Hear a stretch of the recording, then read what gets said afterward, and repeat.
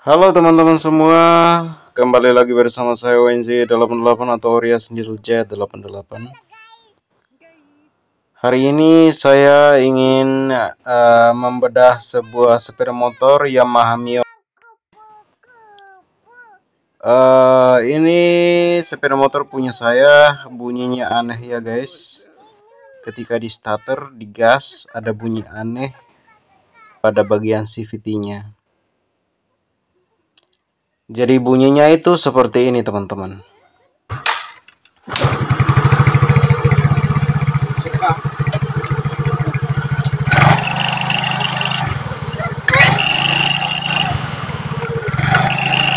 Ketika sudah hidup lalu kita coba ngerem sambil ngegas, ada bunyi aneh di bagian CVT kayak gitu. Langsung saja teman-teman, jangan berlama-lama, langsung saja kita bongkar karena saya belum tahu pasti ini kerusakannya apa. Tetapi biasanya itu kalau umur pemakaiannya udah lama, biasanya ada bagian-bagian tertentu yang kering, atau bisa jadi komponen pada bagian koplingnya yang rusak. Kita lepas baut bagian puli yang ini ya teman-teman. Kita lepas dulu. Yang pertama kita periksa rollernya. Di sini rollernya itu ada 6 biji, 6 buah ya. Nah, sudah sedikit penyok tapi masih bisa dipakai ya, belum parah-parah amat. Cuma kelihatannya sangat kering teman-teman. Karena memang ini umur pemakaiannya juga udah 2 tahun semenjak dibeli. Ini sepeda motornya dibeli bekas ya. Tetapi ya beruntung udah 2 tahun baru mau mulai ada bunyi-bunyi aneh pada bagian rollernya. Bagian koplingnya juga kita lepas agar kita mengecek secara detail. Sama kampas koplingnya juga kita periksa. Fan belnya juga kita periksa, lalu kita copot, kita goyangin asnya. Ini sedikit menggeol tapi tidak jadi masalah ya teman-teman. Nanti kalau kita udah punya rezeki lagi baru kita ganti bagian laharnya tuh. Jadi teman-teman, ini setelah saya bongkar baru ketemu penyebabnya. Itu saya curigai di bagian rumah rollernya ini kering teman-teman. Harus dikasih grease ya, atau semacam gumuk. Setelah dikasih gumuk yang cukup, jangan terlalu banyak-banyak juga ya teman-teman. Dikasih pas-pas saja lalu ditutup kembali.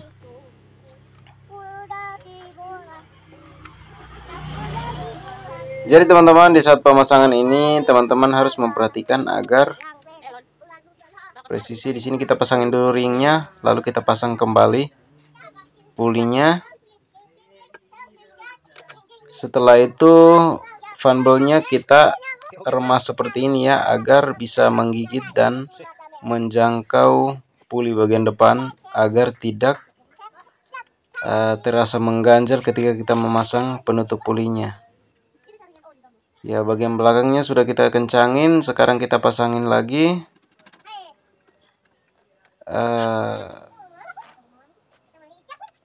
Pulinya yang bagian depan ya teman-teman.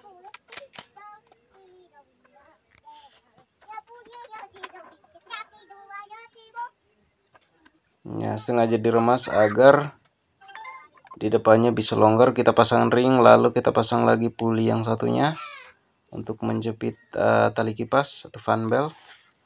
Lalu di sini ada gigi untuk starter, lalu ring, setelah itu ada baut 17. Nah, seperti itu teman-teman. Dikencangin menggunakan impact.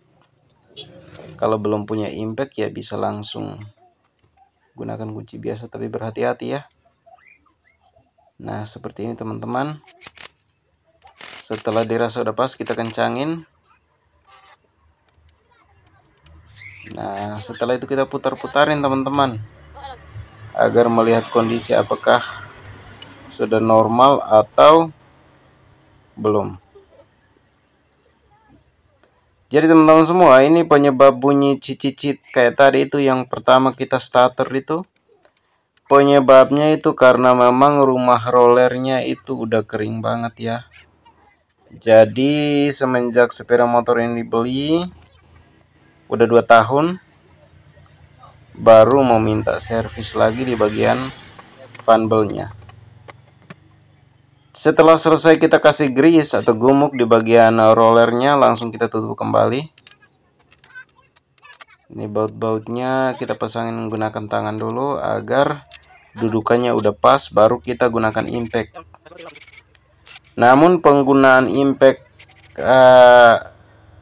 menurut saya teman-teman, saya cuman menggunakan untuk mengencangkan hingga bautnya sudah mentok. Jadi tidak saya gunakan untuk mengencangkan ya teman-teman. Nah, kalau untuk pengencangan biasanya saya gunakan kunci T8 sama T10 ya. Karena kalau pakai impact, walaupun kita udah setel di bagian low yang paling rendah torsinya, terkadang bisa selek teman-teman. Setelah itu kita pasangin lagi penyaring udara, tutupan penyaring udara. Lalu kita tes lagi ya.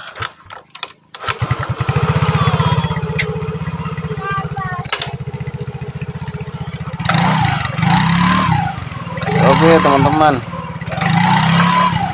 setelah itu kita coba ngegas sambil ngerem. Ternyata nggak ada bunyi-bunyian kayak tadi pertama ya teman-teman. Seperti itu. Di sini saya akan test drive, dipakai jalan sebentar untuk mengetahui kondisinya. Oke teman-teman, ternyata sudah tidak berbunyi lagi ya seperti awal. Dan terima kasih banyak ya buat teman-teman yang sudah menonton hingga selesai. Jika ada yang kurang mohon maaf, dan jika ada yang belum jelas bisa ditanyakan melalui kolom komentar. Terima kasih banyak buat pendukung channel YouTube saya dari awal hingga hari ini. Dan untuk pendatang baru, tinggalkan komentar di bagian kolom komentar agar saya juga tahu teman-teman sedang mengikuti saya. Oke, seperti itu saja saya mengucapkan terima kasih banyak ya. See you next time. See you. Ya, begitulah. Sampai ketemu lagi ya pada konten-konten berikutnya.